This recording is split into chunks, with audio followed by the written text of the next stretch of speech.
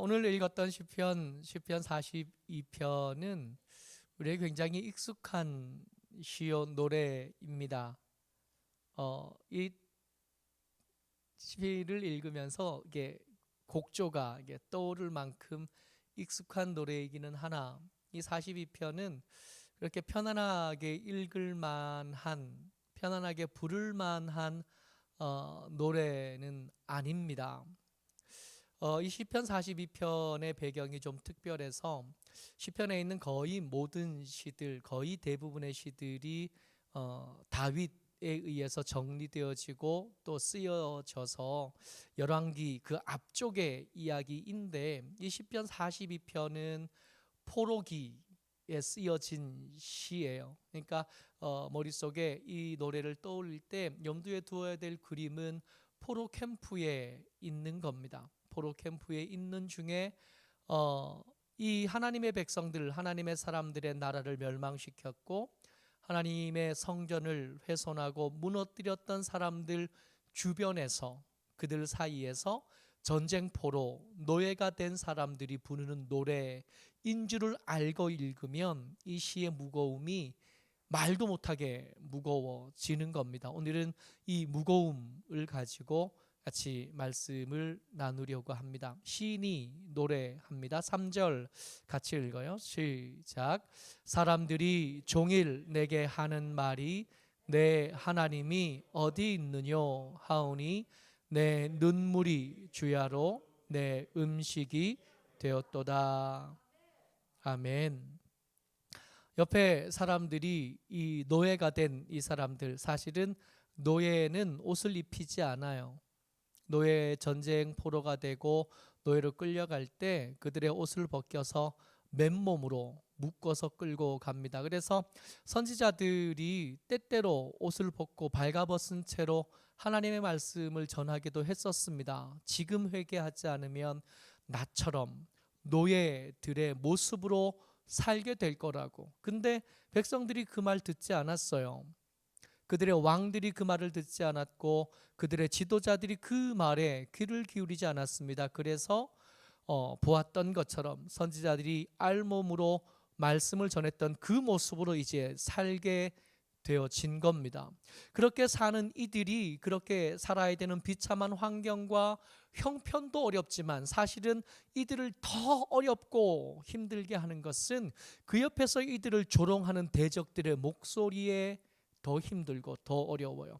너희들 하나님의 백성이라며, 너희가 하나님의 사람이고 너희들의 신은 하나님이신데 그 하나님은 천지를 지으셨다며, 너희들의 하나님이 홍해를 가르셨고 저 세상을 지배하고 있던 애굽을 뒤집어 엎으신 다음에 너희를 데리고 오셔서 이 땅에 있다니 가나안 땅에 있던 그 강한 민족들 다 쫓아내신 다음에 그 땅을 너희에게 주셨다며, 그 하나님 지금 어디 계시냐.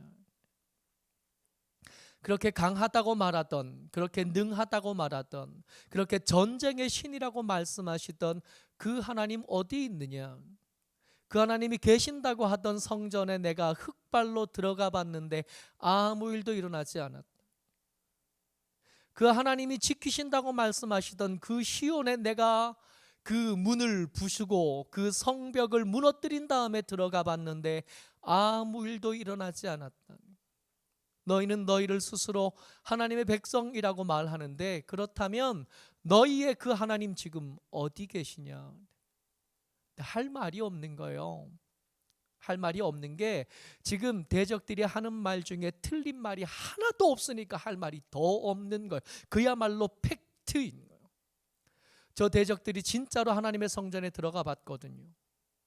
그 대적들이 진짜로 하나님의 성전에 흙발로 들어가서 그 벽에 도배되어 있던 금을 벗겨냈었고 하나님의 거룩한 신이 임재하시던 법궤를, 언약궤를 훼손했는데도 아무 일도 일어나지 않았거든요. 그래서 그들이 하는 말, 니들의 하나님, 니들의 그 대단하다고 말하던 그 하나님 어디 계시냐 하는데 말이 안 나오는 거예요.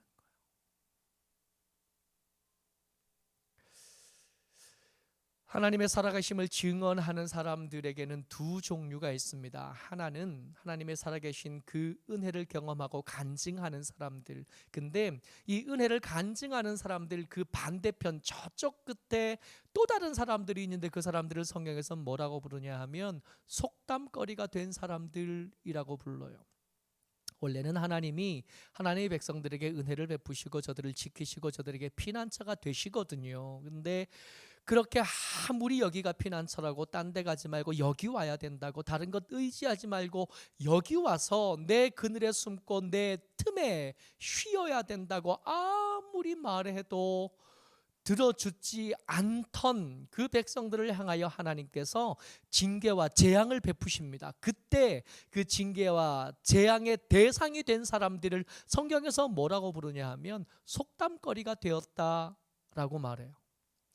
이 이스라엘 백성들이 포로가 되어서 끌려갔을 때 그 일들에 대해서 에스겔 선지자가 이렇게 말합니다. 에스겔 14장 8절 말씀이에요. 같이요. 시작.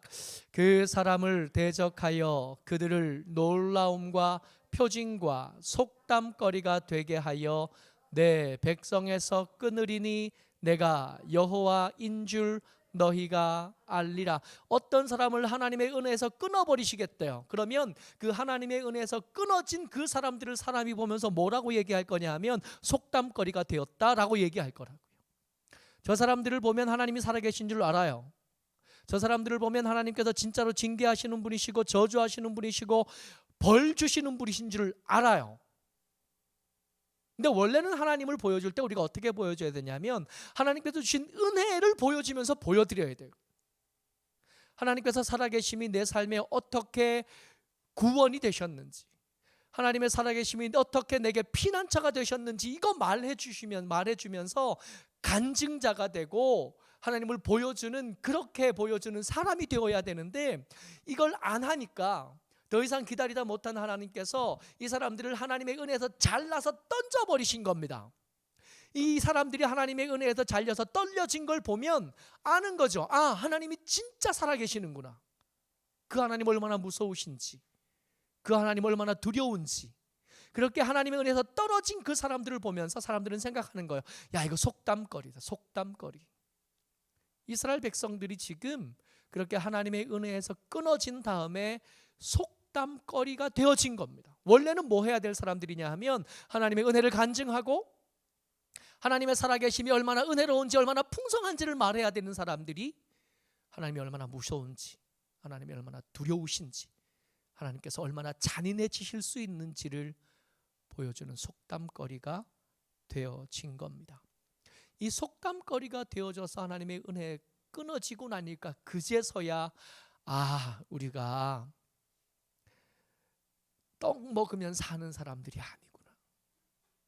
그 은혜에서 끊어지고 나니까 우리가 옷 멀쩡하게 옷 입고 멀쩡히 하루 세끼 밥 먹으면 사라지는 그런 사람들이 아니구나 하는 걸 뼈저리게 알게 되는 거예요. 그 타는 듯한 갈증과 목마름에 대해서 시인이 노래한 것이 우리가 익숙해 하는 사슴이 시냇물을 찾기에, 그 가사가 사실은 그 가사인데 사슴이 느긋한 걸음걸이로 물을 찾으러 시냇가로 걸어가 있는 그 걸음이 아니에요. 이 사슴은 이미 삐쩍 말랐고 한 두어 걸음 앞에 물을 찾지 못하면 거기서 죽을 겁니다. 그러니까 이 사슴은 지금 평화로운 산골, 평화로운 숲을 보여주고 있는 게 아니라 다 말라 죽었고 이제 마지막 남은 사슴 한 마리가 이제 한두 걸음 걸은 다음에 곧 죽게 될 그림을 보여주고 있는 거예요. 42편 1절 말씀이요. 같이요. 시작.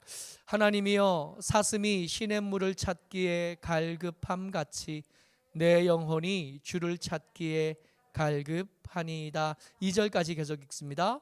내 영혼이 하나님 곧 살아계시는 하나님을 갈망하나니 내가 어느 때에 나아가서 하나님의 얼굴을 배울까.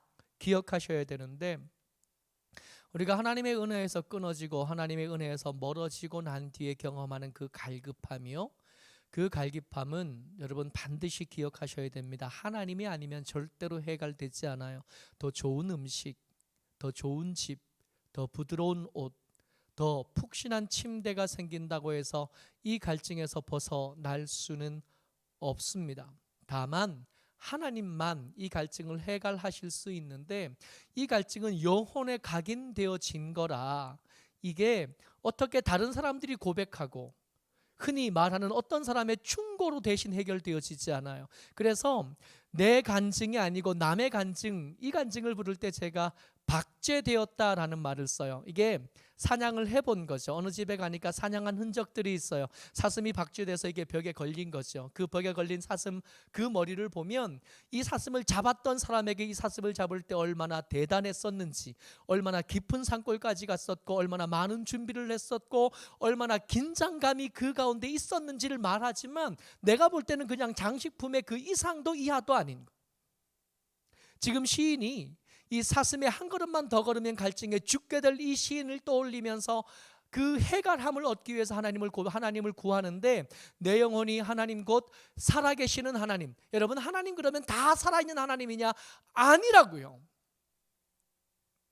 어떤 사람들, 모든 사람들이 이야기하는 하나님이 전부 다 살아계신 하나님이냐? 그렇지 않아요. 어떤 사람은 입버릇처럼 하나님을 얘기하지만 그 사람의 말 속에 등장하는 하나님이 죽어있는 하나님이거나, 혹은 더 심각하게 가면 하나님이 부르시는 악신이 대신 말한 것일 가능성도 성경 속에서는 얼마든지 찾을 수 있습니다. 살아계신 하나님이 아니면 안 돼요. 내가 경험한 하나님, 내게 찾아오셔서 나를 먹이시고 내 목마름을 해결해 주실 그 하나님, 어제 만났던 하나님도 안 돼요. 오늘 새롭게 만난 하나님이어야 되고, 다른 사람, 믿음 좋은 어떤 사람의 간증 속에 등장하는 그 하나님도 사실은 도움이 되지 않습니다. 사람들이 마음이 속는 거예요. 여러분, 아합이 죽을 때, 우리가 생각하는 그 악한 왕 아합이 죽을 때, 이 아합이 죽기 직전에 하늘에서 회의가 벌어집니다.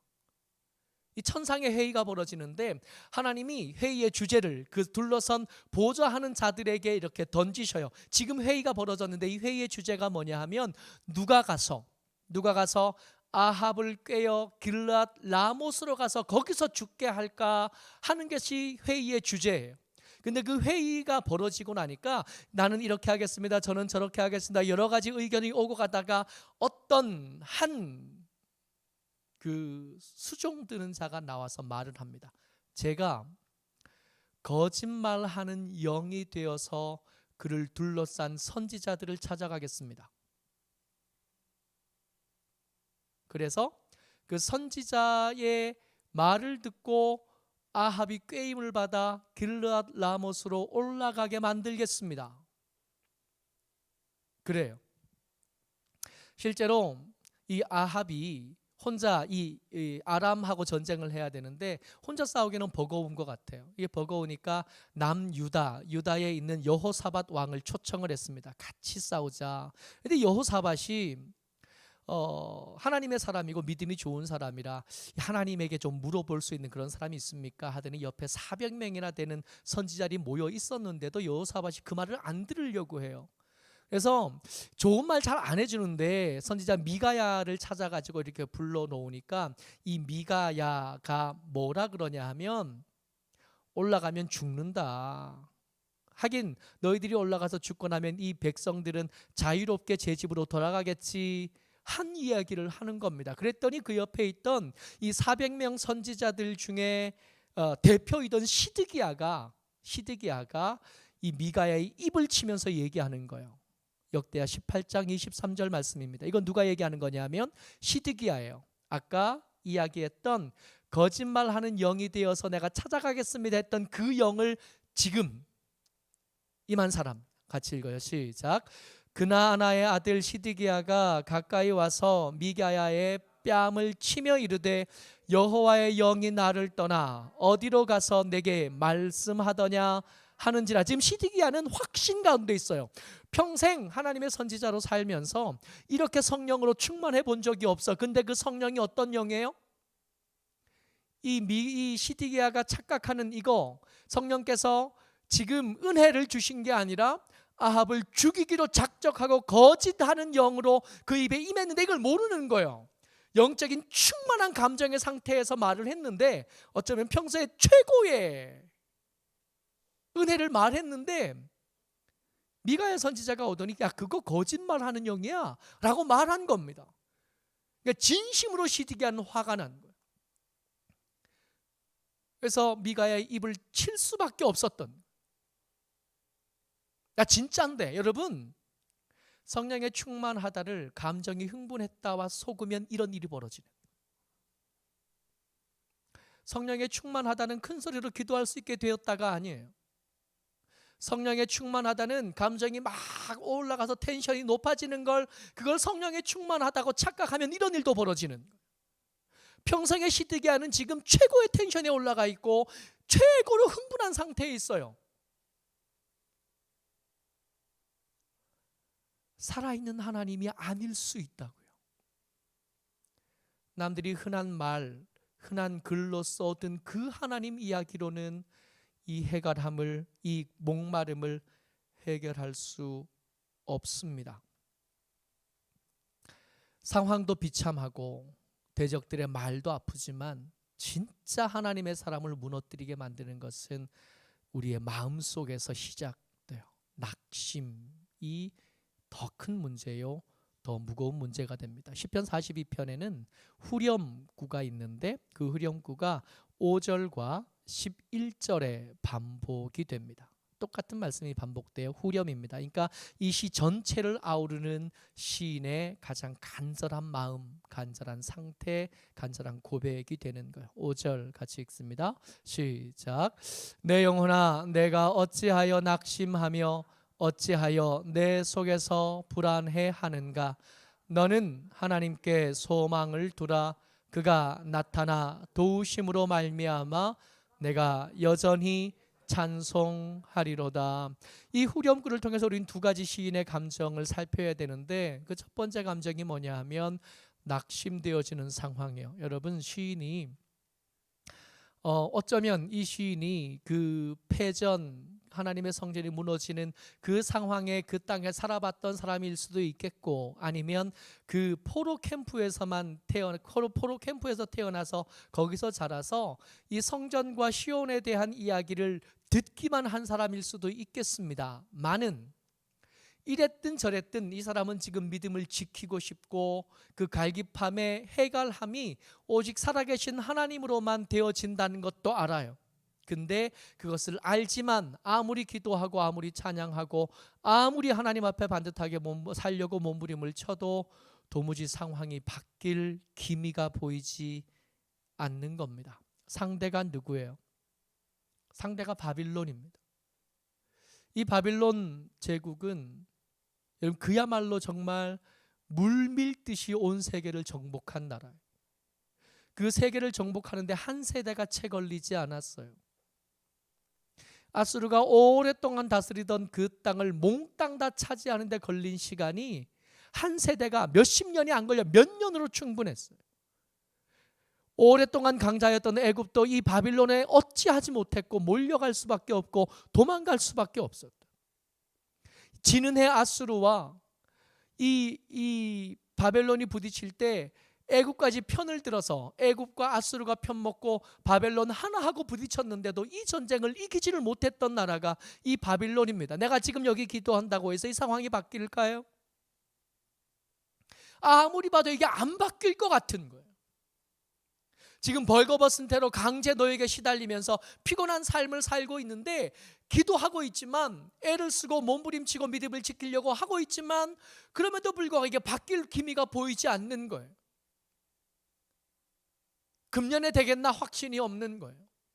여러분, 지금 우리의 상황과 얼마나 비슷하냐 하면 이 코로나 이 상황이요 1년 넘어 2년이 지금 지나 2년째 접어들었는데도 계속되고 있잖아요. 지금 당황하는 게 다음 달이면 되겠지, 계절 바뀌면 되겠지, 따뜻해지면 되겠지, 우리 그런 얘기하면서 코로나를 시작했었는데 그러고 나서 따뜻해졌다가 추워졌다가 다시 봄이 되고 꽃이 피고 있는데 지금도 여전히 백신이 접종되고 있다는데 그 백신을 먼저 맞은 어떤 나라들도 그 백신이 돌아서 이제 안전해졌다 한 소식을 한 줄도 들어본 적이 없는 거예요.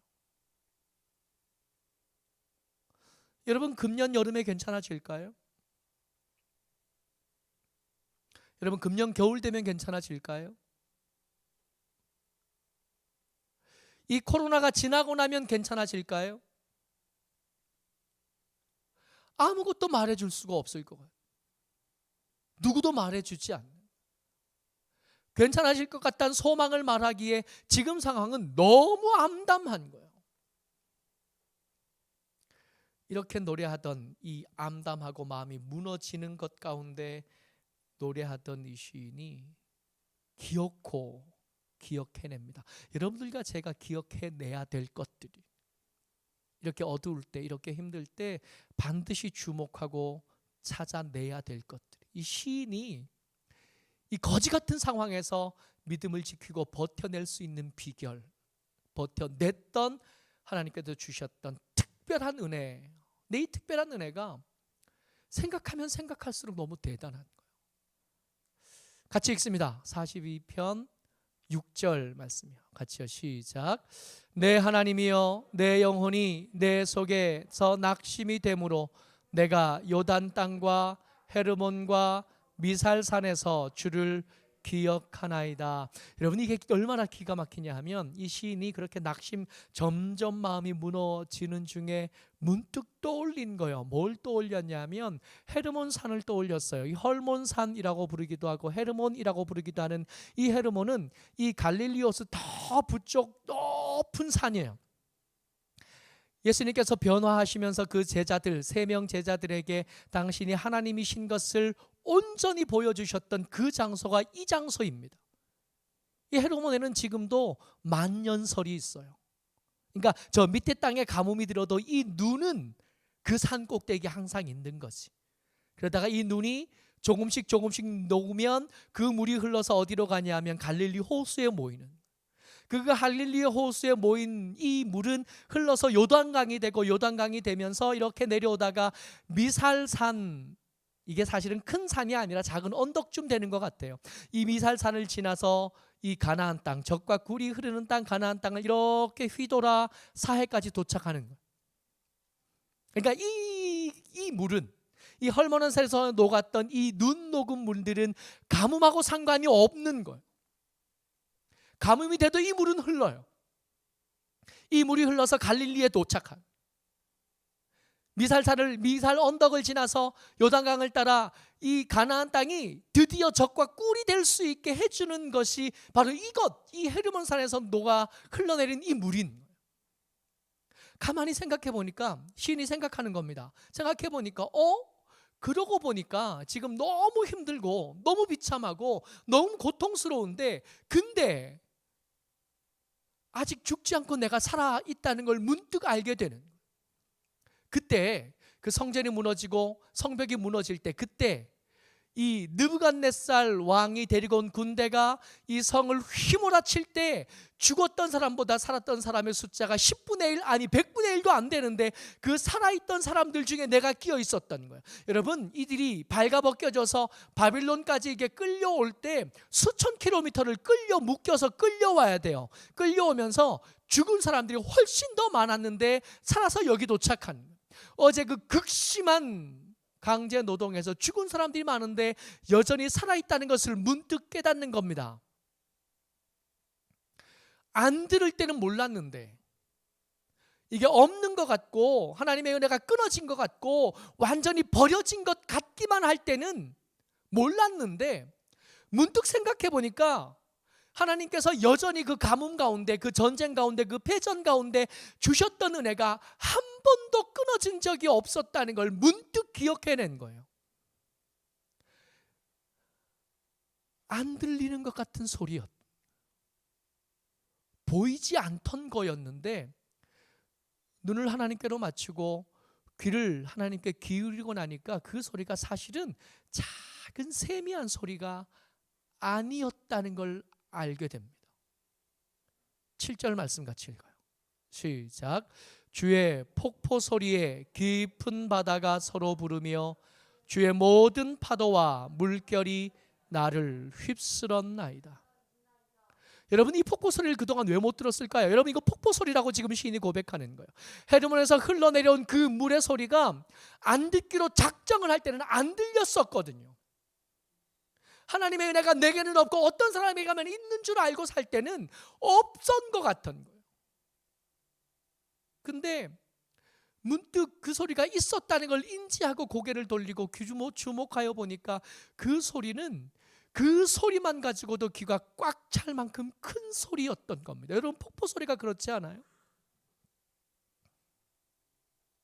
이 폭포 소리라는 게 이렇게 그 큰 폭포 가까이 가면 갈수록 다른 소리는 하나도 안 들리고 그 소리로만 기가 차고 그 소리로만 가슴이 울리는.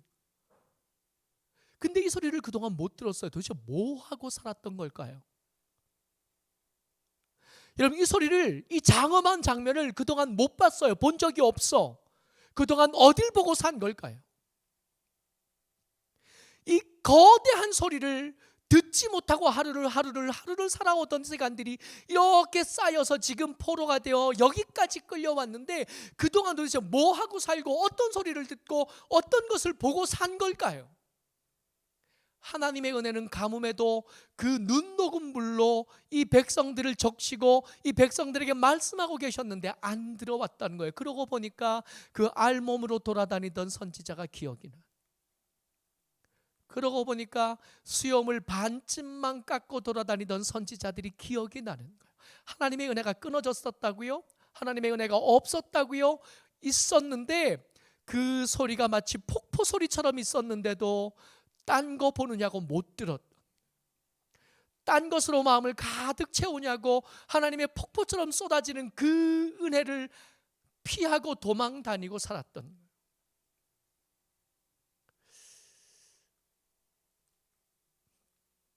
한 번도 멈춘 적이 없고 한순간도 내리지 않았던 적이 없었다.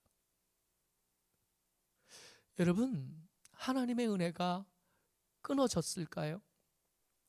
하나님의 은혜가 우리를 왕따시켜서 어떤 사람에게는 부으시고 어떤 사람에게는 그냥 찔끔찔끔 그렇게 주셨을까요? 여러분, 우리가 알고 공부하던 하나님은 그런 하나님이 아닌데 내가 살면서 경험하는 하나님은 때때로 그런 하나님인 거예요. 얼마나 째째하신지, 얼마나 치사하신지. 간증하는 사람에게는 그렇게 부어주더니 어떤 사람에게는 눈곱만큼도 주지 않을 뿐만 아니라 감질만 나도록 그렇게밖에 안 주셨던 하나님이에요. 도대체 뭐가 문제일까요? 이 시인이 이제서야 발견해낸 겁니다. 헤르몬의 그 문이 끊어진 적이 없었구나. 그러고 나서 시선을 맞추고 귀를 열고 마음을 모아보고 나니까 그 소리가 폭포 소리 같았는데 오늘만 폭포 소리 같은 게 아니라 어제도 그랬고 그제도 그랬고 작년에도 그랬고 어쩌면 내가 하나님 없다 말하고 하나님 싫다 말하고 하나님 거절할 때 그때도 여전히 그 소리는 계속 온 천지를 울리고 있었다는 걸 아는 겁니다. 시편 42편의 8절이 클라이막스예요. 같이 읽습니다. 시작.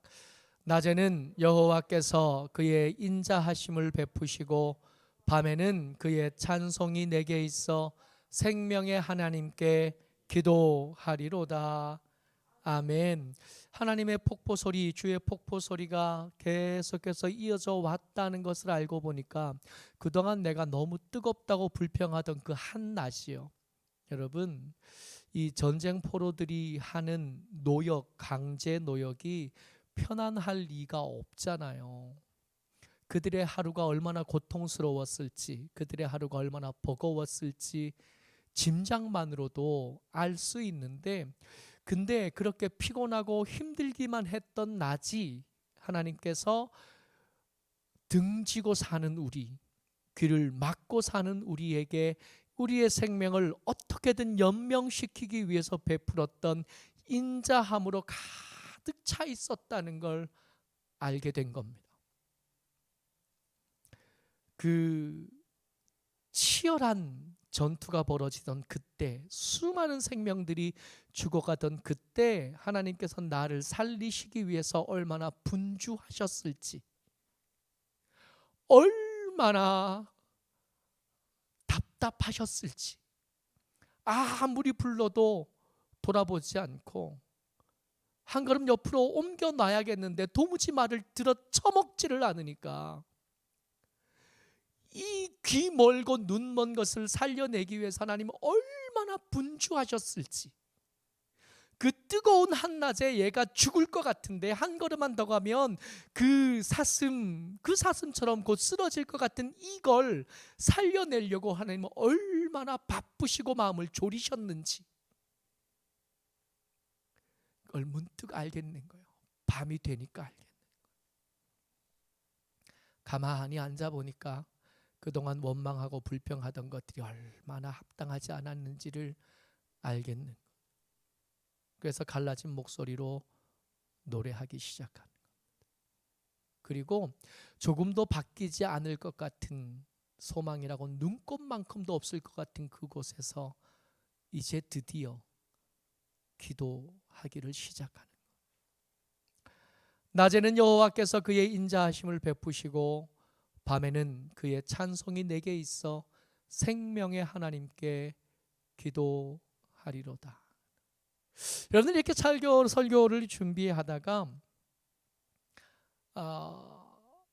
이걸 더 잘 보여줄 수 있는 게 뭐가 있을까 하다가 찾아냈잖아요. 제가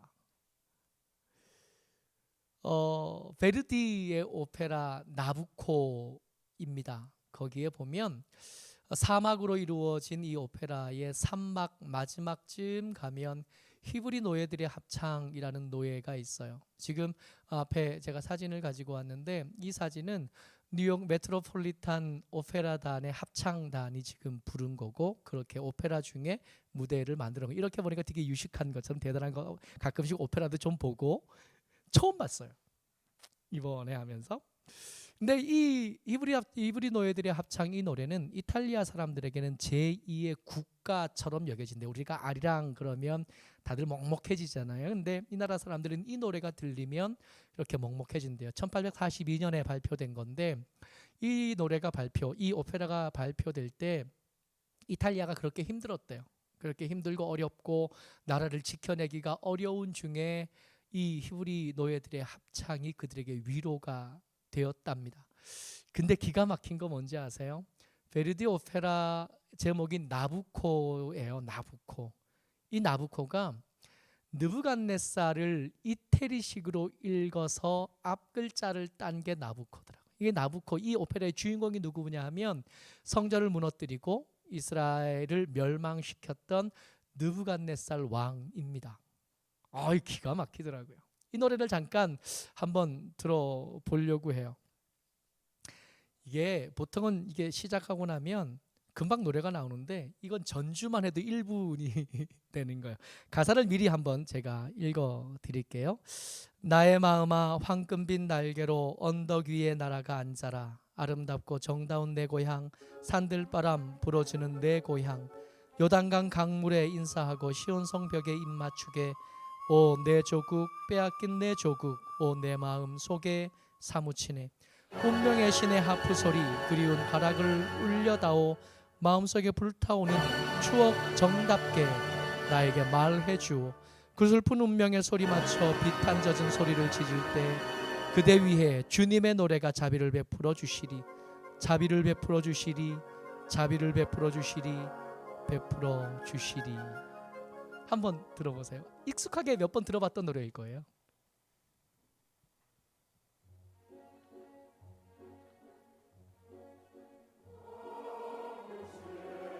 이거